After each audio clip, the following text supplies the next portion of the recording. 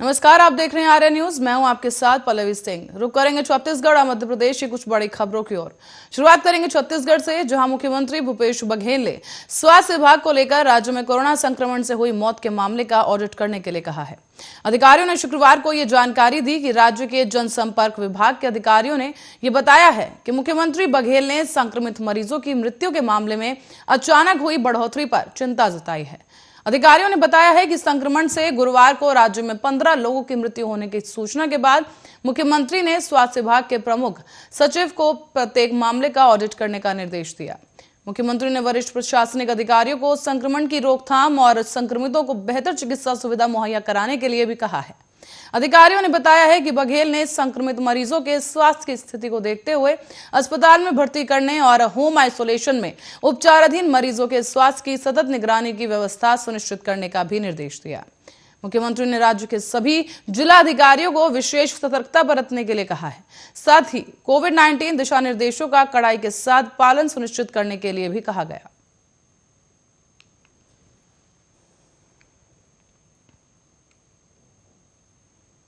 वहीं मुख्यमंत्री शिवराज सिंह चौहान ने देवास में चिड़ावाद में कही गई कुछ बातें, जहां पर उन्होंने शुक्रवार को करीब दोपहर 12 बजे महिला स्वयं सहायता समूह के बांस रोपण के द्वारा उन्नयन और सीएम राइज स्कूल के भोजन के बाद कार्यक्रम को संबोधित करते हुए कहा कि शिक्षा की गुणवत्ता को लेकर हमने इस साल सीएम राइज स्कूल शुरू कर दिया है।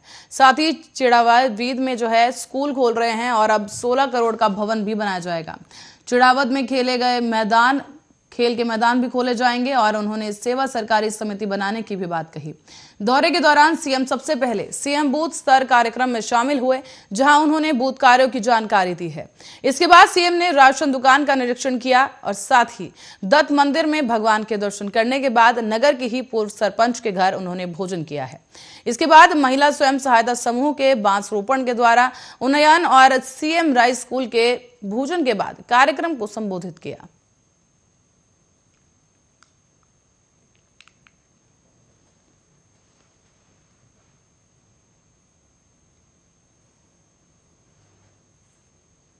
और छत्तीसगढ़ के सरगुजा जिले के सीतापुर विद्युत विभाग में 2,94,29,482 रुपए के गबन का मामला सामने आया है। इधर विद्युतीय वितरण कंपनी और उप संभाग बतौली के सहायक अभियंता आशुतोष कुजूर के द्वारा जांच प्रतिवेदन के साथ ही आवेदन प्रस्तुत किया गया। इसी आधार पर पुलिस द्वारा कार्रवाई की गई। साथ ही थाना प्रभारी रुपेश नारंग ने बताया है कि आरोपियों के खिलाफ गंभीर अनियमितता के आरोप पर विभागीय जांच में 2,94,29,482 रुपए के गबन की पुष्टि होने पर एफआईआर के लिए आवेदन दिया गया था।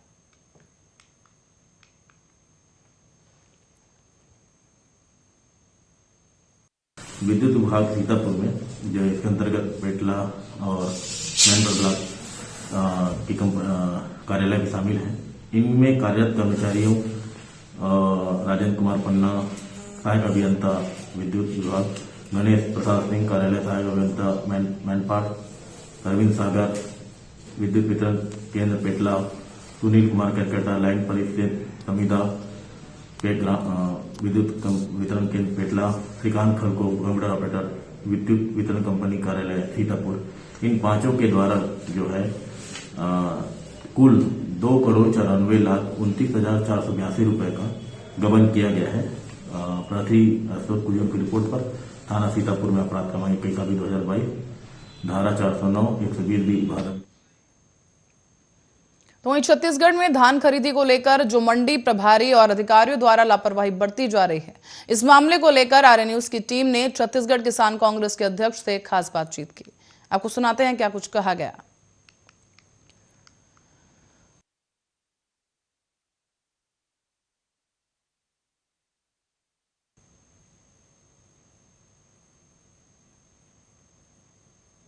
छत्तीसगढ़ में लगातार धान खरीदी प्रारंभ है। इसको देखते हुए राज्य सरकार द्वारा सभी मंडी प्रभारियों को सूचित कर दिया जाता है कि धान का समुचित रख रखाव करे व उचित व्यवस्था करे। इसको देखते हुए सभी मंडी प्रभारी सक्रिय बरतते हैं, अधिकारी भी इसमें जांच के लिए जाते हैं। परंतु ऐसे छत्तीसगढ़ के कई ऐसे खरीदी केंद्र हैं जहां पर लापरवाही देखने को मिल रहा है और लगातार मीडिया के माध्यम से इस मामले को अधिकारियों तक सूचित किया जाता है, परंतु जांजगीर चांपा जिले के अधिकारी हमेशा इस पर लिपापोती करते हुए नजर आते हैं। इस कारण से लगातार किसानों को काफ़ी तकलीफ होता है और कई मंडी में अभी देखने को मिला है कि किसानों से अधिक मात्रा में धान भी लिया जा रहा है और टोकन के नाम पर पैसा भी वसूली जाता है। इस मामले में आज यहाँ एक दिवसीय प्रवास पर हमारे छत्तीसगढ़ किसान कांग्रेस के अध्यक्ष यहाँ पर मौजूद हैं। उनसे बात करना चाहेंगे क्या कुछ समस्या यहाँ जांजगीर चांपा जिले में आए उनको देखने को मिला और छत्तीसगढ़ में इस प्रकार से मंडी प्रभारी जो लापरवाह है उनके ऊपर उनकी सरकार है क्या कुछ कड़ाई से उनके ऊपर कार्रवाई करती है। साथ यहाँ पर उपस्थित है छत्तीसगढ़ किसान कांग्रेस के अध्यक्ष रामविलास साहू जी। इनसे जानना चाहेंगे आज एक दिवस क्या कुछ यहाँ मंडी पर देखने को मिला है।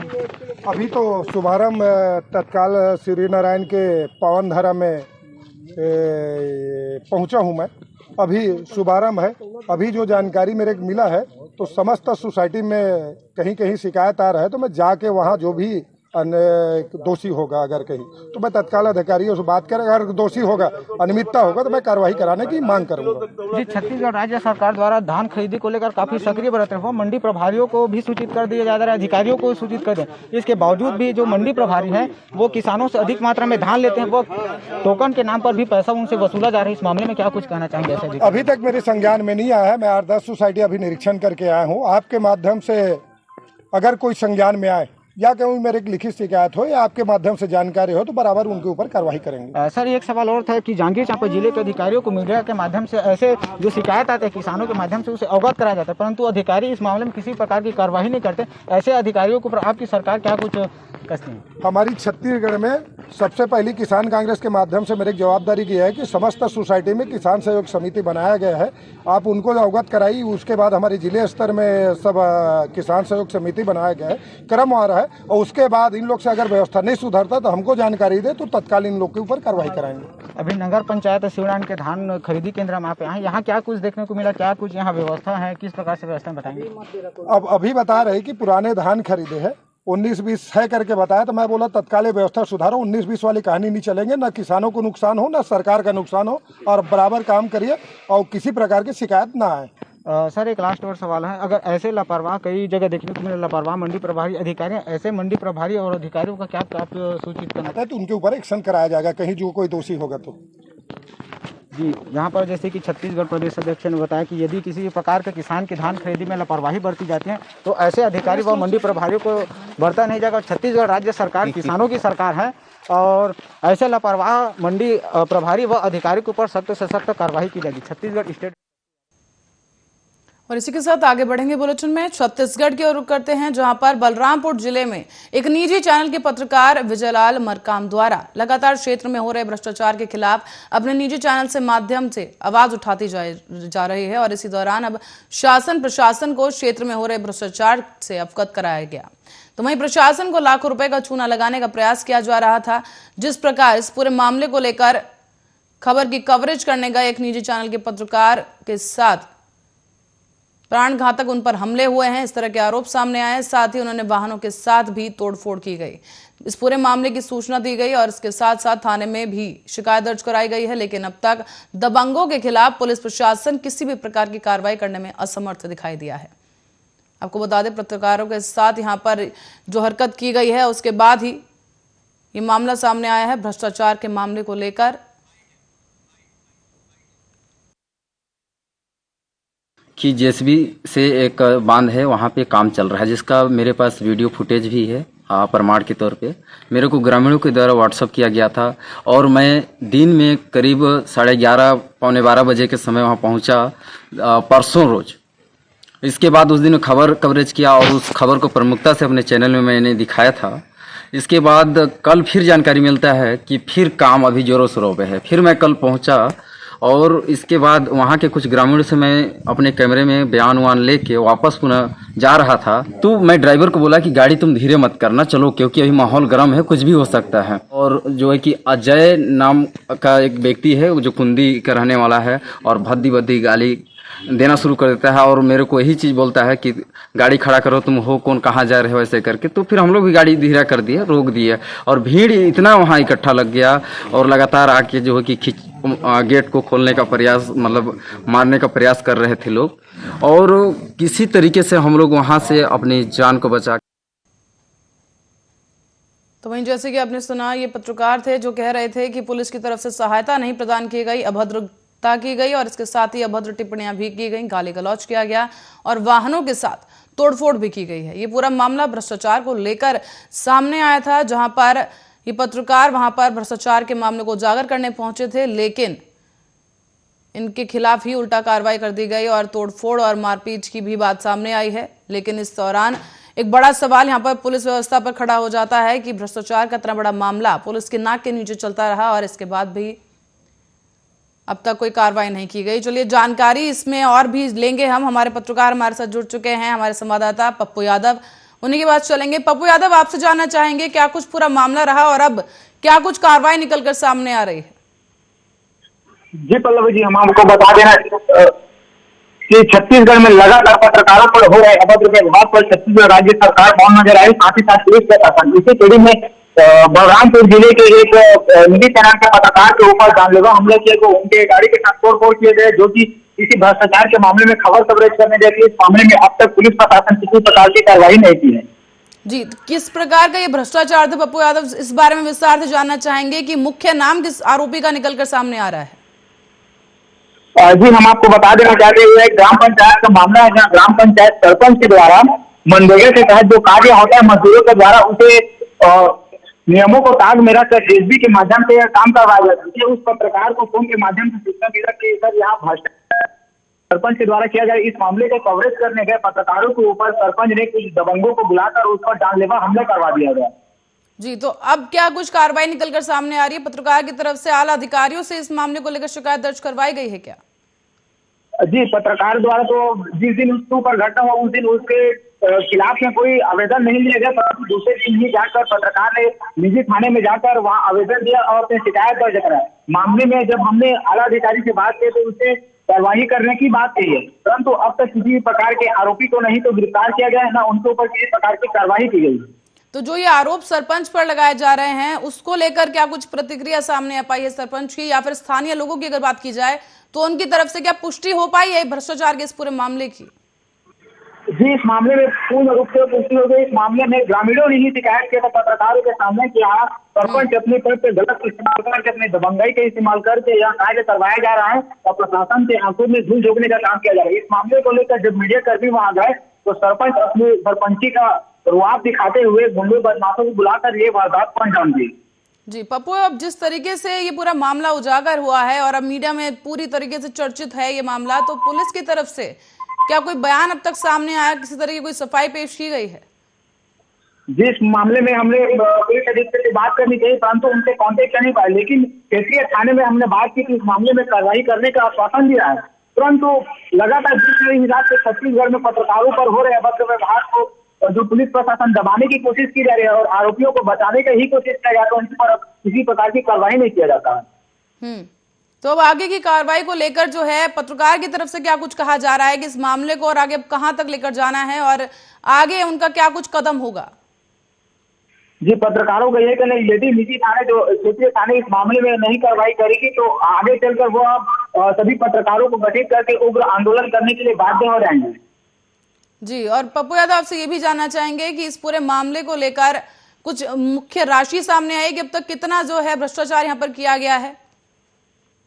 जी, हम आपको बता देना जिस हिसाब से ग्राम पंचायत सरपंच के द्वारा या प्रशासन की आंखों में धूल झोंककर काम किया रहा, तभी लाखों रुपए का वहाँ घोटाला सामने आया है। जिस मामले में कई ऐसे मामले हैं जिन पर अधिकारी लिपापोती करके भी चले गए हैं और कई ऐसे मामले अभी भी उजागर वहाँ पर जाओगे तो देखने को मिल रहा है।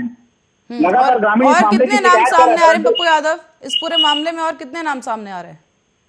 जी, इस मामले में क्या है, पत्रकार जो हमला हुआ वो केवल सरपंच को जानता था, लेकिन सरपंच जो दूसरे गांव के व्यक्ति को बुलाकर वो हमला करवाया उनके नाम अभी नहीं आए और मामले में अभी पुलिस इस मामले में जांच करे किन किन लोगों के नाम शामिल है। जी, और पत्रकार के बारे में जानना चाहेंगे उनकी क्या कुछ स्थिति है इस वक्त, जिस तरीके से हमला जानलेवा बताया गया है, और भी कोई फोन कॉल्स वगैरह आए उनके पास धमकी भरे, या फिर अब जो हमला हुआ है उसके बाद उनकी क्या कुछ स्थिति है, क्या कुछ चोट आई है या कुछ ऐसा हुआ है? जी, पत्रकार को बहरहाल के लिए किसी प्रकार की चोट नहीं पाई, परंतु जिस प्रकार से उसके ऊपर जानलेवा हमला उस हिसाब से पत्रकार काफी डरे हुए नजर आ रहे हैं। इस मामले में पुलिस प्रशासन से वो लगातार अपने न्याय की गुहार लगा रहे हैं और अपनी सुरक्षा की भी गुहार लगा रहे हैं, परंतु पुलिस प्रशासन अभी इस मामले में किसी प्रकार कुछ बोलने को तैयार नहीं है, केवल कार्रवाई कर रहे हैं कहकर आश्वासन दे रहे हैं। चलिए पप्पू यादव, बहुत बहुत धन्यवाद इस तमाम जानकारी के लिए। और हम चाहेंगे आप इस खबर पर नजर बनाए रखें और दर्शकों को एक बार बता दें कि भ्रष्टाचार का ये पूरा मामला था, सरपंच से जुड़ा हुआ है, पंचायत से जुड़ा हुआ है, मनरेगा का पूरा मामला है। फिलहाल इस पूरे मामले को लेकर किसी तरह की कार्रवाई पुलिस प्रशासन की तरफ से सामने नहीं आ पाई है। हालांकि जब पत्रकारों ने आवाज उठाई तो उन पर भी अभद्र टिप्पणियां की गई और जानलेवा हमले का भी यहाँ पर मामला सामने आया है। हालांकि इस पूरे मामले को लेकर आवाज लगातार उठाई जा रही है, लेकिन अब तक किसी तरह की कार्रवाई सामने नहीं आई है। बढ़ेंगे आगे। क्राइम ब्रांच भोपाल की बात करें तो टीम ने अब अवैध शराब तस्करों पर बड़ी कार्रवाई को अंजाम दिया। तस्करों से करीब 90,000 रुपए कीमत की 171 लीटर देसी शराब जब्त की गई और मुखबिर की सूचना पर कार्रवाई करते हुए टीम ने एक सफेद रंग की स्विफ्ट डिजायर कार को जब्त किया है। जब्त की गई कार में शराब भरी हुई थी और जो कि मित्तल शादी हॉल के पास दामखेड़ा में भेजी जा रही थी। घेराबंदी कर पुलिस ने इस कार चालक को गिरफ्तार कर लिया है, तो वहीं एक अन्य सहयोगी की तलाश भी की जा रही है। पकड़ा गया आरोपी दीपक रावत उर्फ मंटू है और इसी के साथ ही शंकरलाल रावत इंद्रप्रस्थ भोपाल का रहने वाला है। और इस दौरान पुलिस ने कार की तलाशी के दौरान ही कार से देसी शराब की 19 सील की गई बंद खाकी रंग की पोटियां भी बरामद की हैं। करीब 950 क्वार्टर कुल 171 लीटर देशी शराब जब्त की गई, जिसकी कीमत करीब 90,000 रुपए बताई जा रही है। हालांकि क्राइम ब्रांच भोपाल ने आरोपियों पर 34(2) आबकारी एक्ट के तहत मामला दर्ज कर कार्रवाई शुरू कर दी है।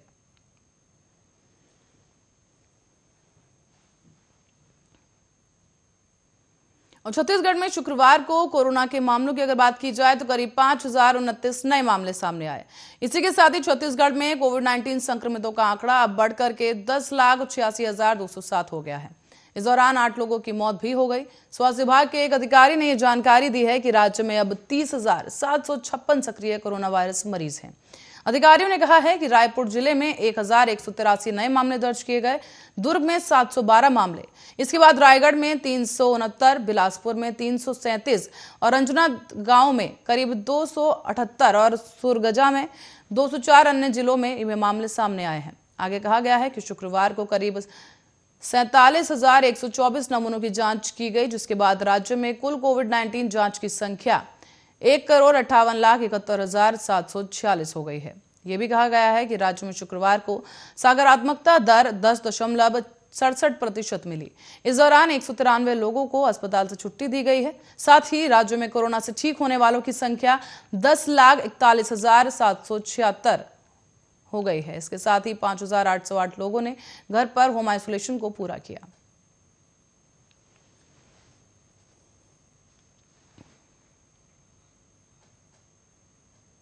और मध्य प्रदेश में कोरोना की रफ्तार थमने का नाम नहीं ले रही है। आज एक बार फिर से प्रदेश में कोरोना के नए मामलों में इजाफा देखा गया।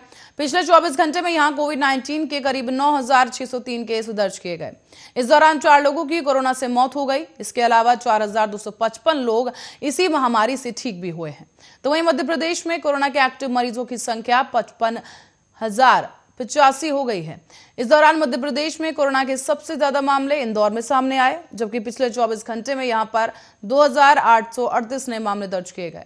इसके बाद राजधानी भोपाल का रुख करेंगे। बता दें वहां पर करीब 1,991 केस सामने आए, तो वहीं एक शख्स की मौत भी हो गई। मध्य प्रदेश में अब तक कुल 10,557 लोग कोरोना से जान गंवा चुके हैं। तो वहीं कल मध्य प्रदेश में कोरोना वायरस संक्रमण के 9,385 नए मामले सामने आए थे। हालांकि कल कोरोना से एक शख्स की मौत भी हो गई थी। कल भी इंदौर में सबसे ज्यादा 3,005 और भोपाल में 1,710 नए केसेस सामने आए थे। मध्य प्रदेश के यही दोनों जिले हैं जहां कोरोना सबसे ज्यादा प्रभावशाली नजर आ रहा है।